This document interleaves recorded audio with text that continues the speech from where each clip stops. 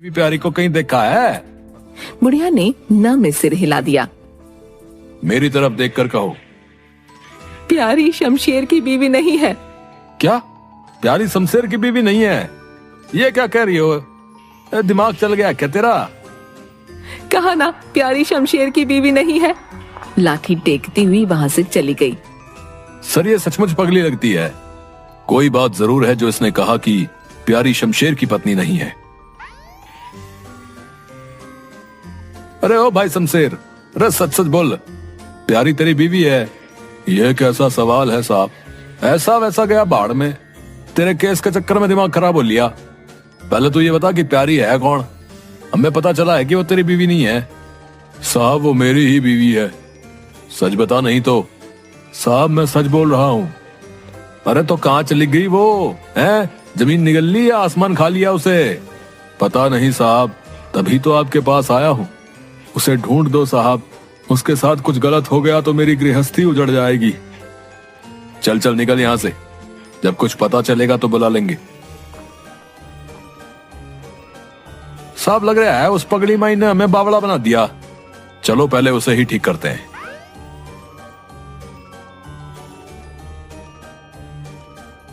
ओ माई ओ, और सुन जरा। आ गए तुम? मुझे पता था तुम लोग वापस जरूर आओगे।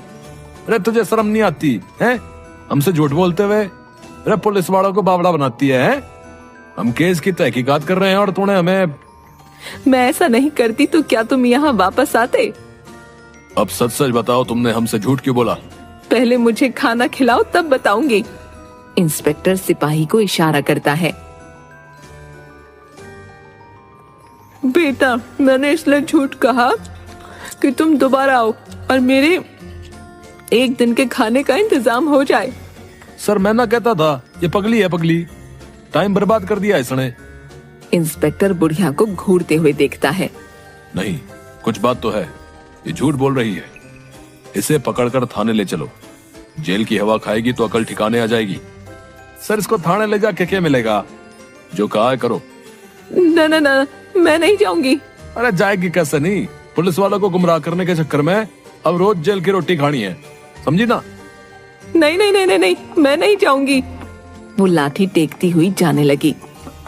रे माई, हमें बेवकूफ बनाया तुमने। ऐसे थोड़े जाने देंगे। मुझे जाने दो। तो सच सच बताओ। मुझे पता है खाने का तो बहाना है। तुम प्यारी के बारे में जानती हो, हमें गुमराह कर रही हो। कहीं तुमने किसी के साथ मिलकर उसको।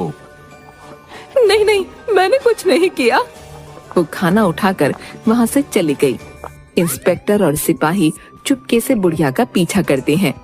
बुढ़िया जंगल में बनी एक झोपड़ी में चली गई। झोपड़ी में से एक औरत के रोने की आवाज आने लगी। सिपाही ने झांक कर देखा, उसे बुढ़िया और रोती हुई एक औरत की परछाई नजर आई। सर लगता है इस बुढ़िया के साथ कोई और भिखारिन भी रहती है। सर शमशेर के केस का क्या करना है? समझ नहीं आ रहा ये प्यारी अचानक कहाँ गायब हो गई। सर पूरी तहकीकात कर ली, ये पक्का है कि वो गांव से बाहर नहीं गई। गांव के भीतर कहाँ चली गई? इसे नहीं ढूंढा तो हमारी नाक कट जाएगी।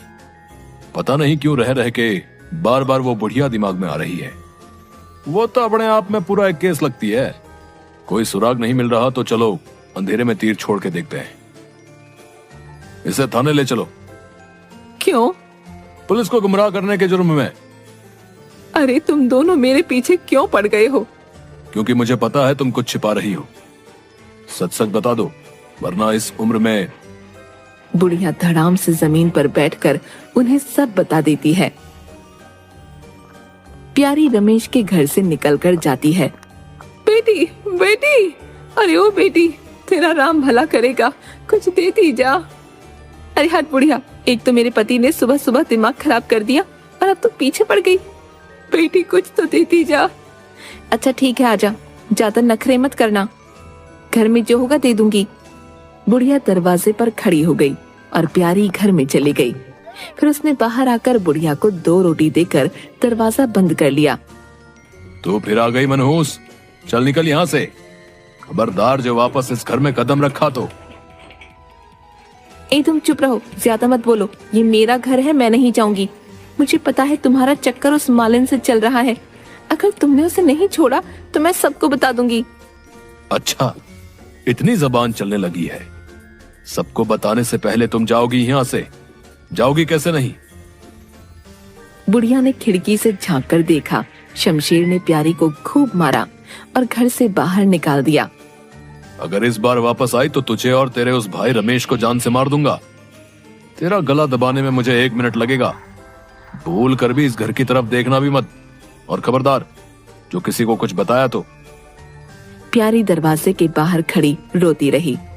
बेटी, इस राक्षस के साथ रहने से अच्छा है कि तू अपने मायके चली जा।